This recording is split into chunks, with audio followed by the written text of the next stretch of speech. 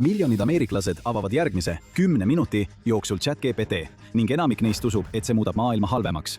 Pool riigist kasutab nüüd tehisintellekti, kuid vaid 16% ameeriklastest arvab, et see tuleb ühiskonnale kasuks. See on madalaim optimismi tase, millega ükski suurem tehnoloogia on turule tulnud. Inimesed, kes arendavad tehisintellekti, nimetavad seda inimkonna suurimaks läbimurdeks. Inimesed, kes seda kasutavad, kirjeldavad olukorda pigem nagu pantvangi olukorda. Kuidas sai meie eluaja kõige kiiremini omaks võetud tehnoloogiast ühtlasi üks enim vihatud? Võiks arvata, et just vanemad põlvkonnad panevad uuele tehisintellekti revolutsioonile vastu. Lõppude lõpuks on iga uus tehnoloogia kohanud vastupanu neilt, kes pole sellega üles kasvanud. Aga seekord nii ei ole. Suurimad tehisintellekti kasutajad on alla 30-aastased ameeriklased. Nad kasutavad seda koolitöödeks, tööavaldusteks, programmeerimiseks, ideede genereerimiseks ja Google'i asendajana. Kõigi näitajate järgi peaksid nemad olema tehisintellekti suurimad fännid. Tegelikult on just nemad ühed suurimad kriitikud.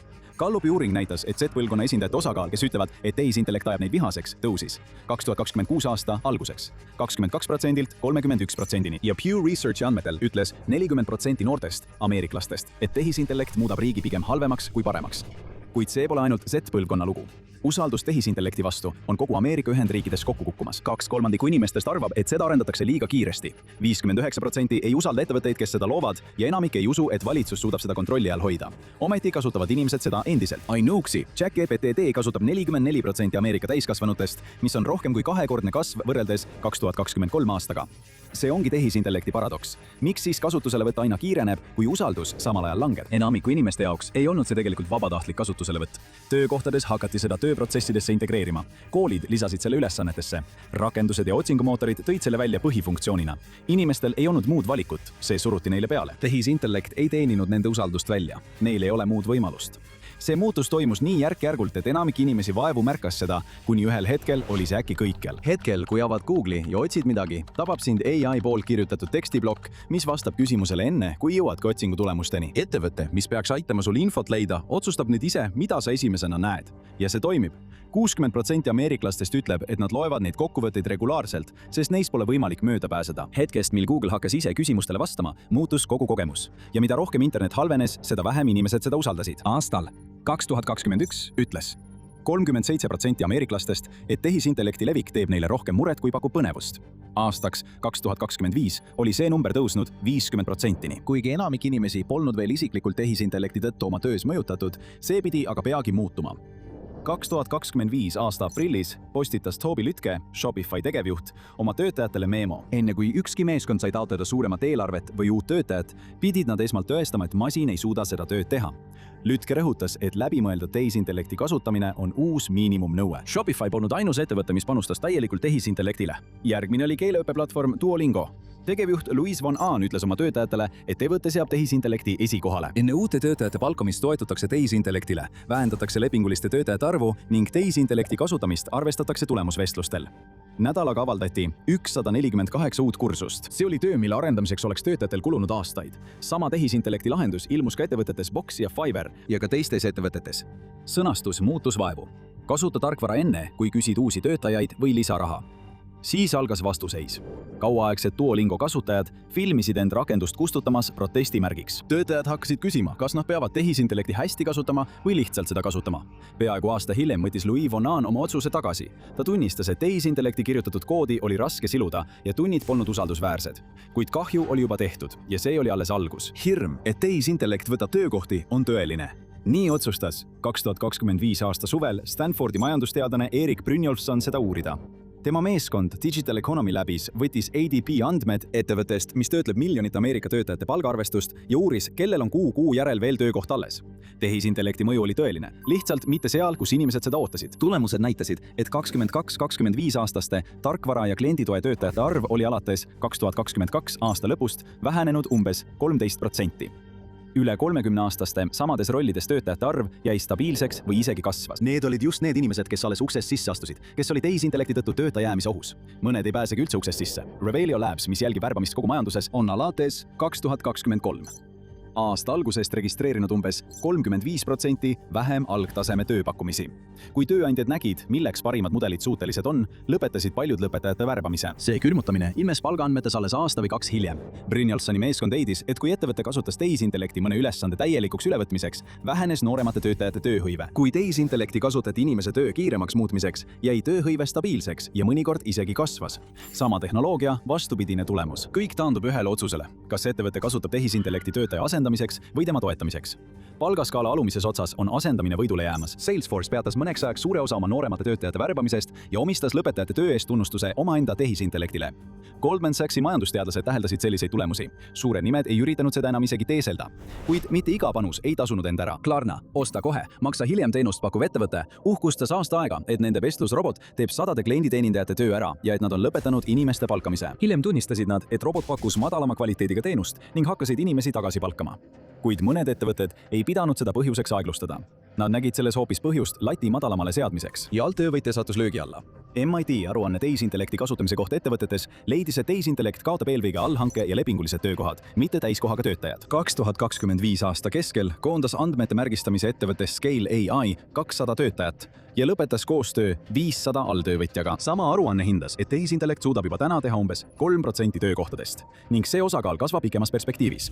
Lõpetajad ei kaotanud töökohti parema CV-ga inimestele. Nad kaotasid lihtsalt, sest töökohta polnudki. 2026 aasta alguseks ütles pool töötavatest Z-generatsiooni esindajatest, et tehisintellekti riskid töökohal kaaluvad nüüd üles selle eelised, see on 1 aastaga 11% võrra tõusnud. Ja kui neile antakse sama tööülesanne, 69% usaldab selgelt rohkem inimeste tehtud tööd kui tehisintellekti oma. Terve põlvkond veedab nüüd oma päevi koolitades tehnoloogiat, mis asendab töökohti, milles nad ise üritavad karjääri teha. Kaotatud töökohti on lihtne mõõta, kuid pahameel ei tulene ainult rahast. 2024 aasta juulis piisas vaid ühest elektripinge tõusust Põhja-Virginias, et ligi 60 andmekeskust võrguühendusest välja kukuksid. Ligikaudu 1500 megavatti nõudlust kadus hetkega. Operaatorid ruttasid pinget kontrolli alla saama, enne kui see midagi muud maha võtab. Mõneks sekundiks polnud riigi kõige tihedamad andmekeskuste sõlmpunkti lihtsalt olemas. Virginias on neid hooneid rohkem kui kusagil mujal ning 2023 aastaks tarbisid neid juba umbes 26% osariigi elektrist. Sellepärast võib üks pinge kõikumine kogu võrku raputada. Iga üks neist hoonetest tekitab palju kuumust. Üks küsimus vestlusrobotile kulutab umbes 2,9 vatt-tundi. See on umbes 10 korda rohkem kui tavaline veebipäring. Iseenesest pole see midagi, aga keegi ei esita ainult ühte küsimust. Põrrutase miljardite küsimustega päevas. Iga päev ladudes, mis kunagi ei lülitu välja ja see teeb kokku 183 teravatt-tundi aastas. See on umbes 4% kogu riigi elektritarbimisest. See tähendab juba 540 kilovatt-tundi aastas sinu nime all, olenemata sellest, kas oled kunagi vestlusrobotit kasutanud või mitte. Ja prognoosid näitavad ainult tõusu. Kuni 17% riigi elektrist aastaks 2030. Rohkem kui 40% andmekeskuste energiast tuleb maagaasist. Enne kümnendi lõppu tarbivad need hooned rohkem elektrit, kui kogu riik kasutab kokku terase, tsemendi, alumiiniumi ja kemikaalide tootmiseks. Kõrgepingeliini ehitamine võtab kuni 8 aastat, mis tähendab, et 1/5 neist andmekeskuste projektidest seisab silmitsi elektripuudusega. Nende lisaliinide kulude katmiseks pöörduvad kommunaaldettevõtted regulaatorite poole, et nõuda tavatarbijatelt rohkem raha. See tähendab, et sinu igakuised kulud tõusevad aastaks 2030 lihtsalt selleks, et mõnes lähedal asuvas serverifarmis vool sees hoida. Sa ei jätnud oma tulesid põlema ega keeranud konditsioneeri põhja, kuid sinu raha voolab ikkagi välja, et toita mõne tehnoloogiahiiglase massiivseid jahutusventilaatoreid. Carnegie Melloni teadlased hindavad, et see võib tõsta keskmise ameeriklase elektriarvet aastaks 2030 umbes 8% võrra. Ning Virginia kõige rohkem mõjutatud piirkondades üle 25%. Lihtsalt ei ole piisavalt energiat ega raha, et seda rahastada. Nii et mõned ettevõtted tüdinesid ootamisest. Selle asemel, et aastaid oodata, kuni elektrivõrk järele jõuab, ehitasid nad andmekeskuste kõrvale omaenda elektrijaamad. Ja üks ettevõte viis selle idee äärmuseni. Et toita Colossust, superarvutit, mis treenib Elon Muski Kroki, vestlusrobotit paigutas XAI Lõuna-Memphisesse terve gaasiturbiinide pargi. Kogu ala oli töökorras vähem kui 122 päevaga. Projekt, mis tavaliselt oleks võtnud aastaid. Kui Southern Environmental Law Center lendas termodroonidega üle, loendas see umbes 35 turbiini. Enamikul neist puudusid õhusaasteload. Vahetult alla tuult asub Boxtown, naabruskond, mis oli aastakümneid ümbritsetud rafineerimistehaste ja keemiatehastega. Elanikud hakkasid ilmuma avalikele kuulamistele, kirjeldades õhus mädamunalõhna ja lapsi, kes öösel viliseva hingamisega magavad. Memphis saab juba Ameerika kopsuhingult osoonireostuse eest hindeks F ning Boxtoni vähirisk on umbes 4 korda kõrgem kui riigi keskmine. Tennessee ülikooli teadlased analüüsisid satelliidiandmeid ning leidsid, et lähedal asuva ala lämmastikdioksiidi tipptase oli pärast XAI saabumist tõusnud umbes 79% võrreldes varasemaga. Turbiinid märgistati ajutisteks, mis võimaldas neil jätkata tööd ja mööda hiilida regulatsioonidest. Kaasnesid kohtuasjad, kuid selleks ajaks, kui asi edasi liikus, oli teenus juba aasta aega töötanud. Elekter ei ole ainus ressurss, mida need andmekeskused tarbivad. Newtoni maakonnas, Georgia osariigis, umbes 1,5 tundi Atlanta idas, elavad Beverly ja Jeff Morris umbes 300 meetri kaugusel Meta andmekeskusest. Nende maja saab vee erakaevust, mis tähendab, et nende joogivesi tuleb otse maapõuest. See toimis aastaid probleemideta, kuni Meta 2018. aastal naabruses ehitama hakkas. Mõni kuu pärast ehituse algust aeglustus veesurve nireni ja siis kadus see üldse. Kui vesi lõpuks tagasi tuli, oli see pruun ja sogane. Beverly Morris ütles New York Timesile, et ta kardab oma kraanist tulevat vett juua. Naabruses asuv andmekeskus kasutab iga päev umbes 500 000 gallonit vett, mis on peaaegu 10% kogu Newtoni maakonna pumbatavast veest. Maakonna prognoosid näitavad, et nõudlus ületab pakkumise aastaks 2030, samal ajal kui elanikel tuleb silmitsi seista veearvetega, mis tõusevad vaid 2 aastaga 33% võrreldes tavapärase 2% tõusuga. Meta rahastatud uuring väitis, et ettevõtte tegevus tõenäoliselt ei ole süüdi ning Meta on investeerinud üle $500,000 kohalikele koolidele ja mittetulundusühingutele. Eraomandis kaevud, nagu Morrise pere oma, jäävad föderaalse ohutu joogivee seaduse reguleerimisalast välja. Seega Meta ei rikkunud ühtegi seadust. Keskkonnakaitseagentuur on jõuetu, seega Meta jätkab vee ammutamist kiipide jahutamiseks. Ja nende keskuste isu on täitmatu. 2023 aasta uuring, mille viisid läbi UC Riverside ja Texas ülikool, leidis, et ühe mudeli, GPT-3 treenimine, kasutas umbes 5,4 miljonit liitrit värsket vett enne, kui avalikkus üldse ühegi sõna kirjutas. Samad teadlased leidsid, et lühike, umbes 100-sõnaline vestlus kulutab peaaegu terve pudeli vett. Üks Google'i andmekeskus Papillonis, Nebraskas kasutas 2024 aastal umbes 500 miljardit liitrit vett, mis on rohkem kui 600 olümpiaujulat. Ja see on vaid 1000 keskustest. See igapäevane veekulu ületab kaugelt ühekordse treenimise veekulu. Üle riigi kasutasid andmekeskused 2023. aastal üle 60 miljardi liitri vett ning Maailma Ressursside Instituut prognoosib, et tehisintellekti veekasutus ületab aastaks 2030 triljoni galloni piiri aastas. 2025 aasta augustis hääletas Tucsoni linnavolikogu üksmeelselt 7 poolt ja 0 vastuhäälega Project Blue nimelise Amazoniga seotud andmekeskuse kompleksi vastu, mis oleks kõrbe keskel kulutanud miljoneid galloneid linnavett. Elanikud olid nädalaid linnavolikogu saali kogunenud loosungi all. Ei andmekeskustele kõrbes. Ühel õhtul tundus, et tavaline linn võib tehnoloogia hiiglasele ei öelda ja sellest ka kinni pidada. Sellega asi ei piirdunud. Arendaja omas juba maad linnapiirist väljas ja jätkas ehitamist niikuinii. Siis 2026. Aasta kevadel tabati töövõtja võtmas nii palju Tucsoni vett, et sellest oleks jätkunud 5 majapidamisele aastaks. Linn sulges veevarustuse. Linnapea Regina Romero on kirjutanud määrusi, et kaitsta linna järgmise andmekeskuse eest, sest neid tuleb alati juurde. Tucson ei olnud ainus. Oregoni osariigis Dallasis kasutas Google'i rajatis lõpuks peaaegu veerandi kogu linna veest.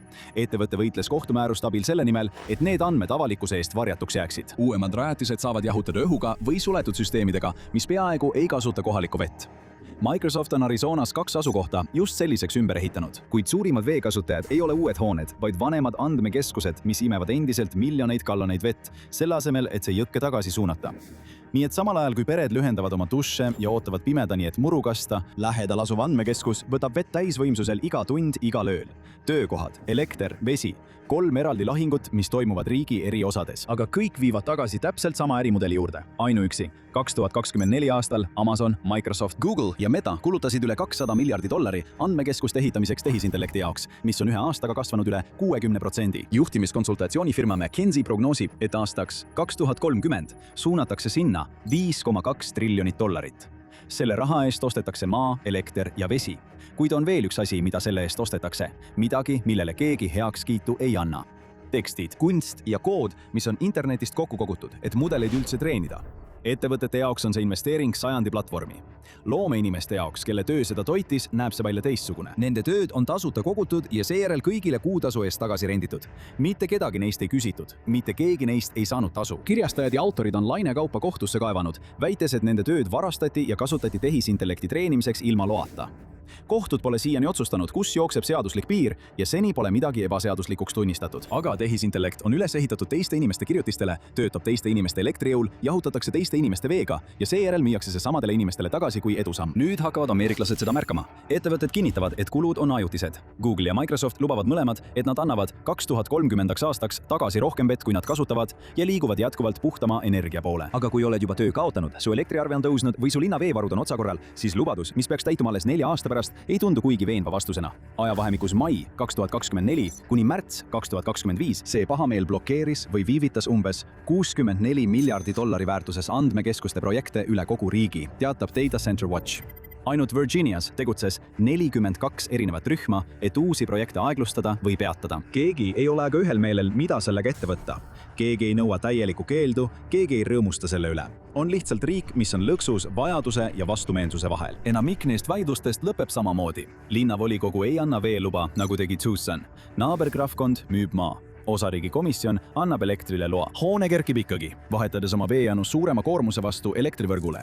Elanikud õpivad ikka ja jälle sama õppetunni. Projekt leiab peaaegu alati viisi neist mööda minna. See ei olnud kunagi küsimus selles, kas tehisintellekt saabub. See oli vältimatu. Küsimus oli selles, kas kellelgi oli veel võimu seda peatada. Selleks ajaks, kui me hakkasime seda küsima, oli vastus juba ei. Usk tehisintellekti kaob mitte ainult tavaliste ameeriklaste seas. Ka need, kes seda arendavad, kaotavad usu. Vaata, miks tehisintellekti teadlased lahkuvad ja paanikasse satuvad, et teada saada, miks tööstus kokku kukub.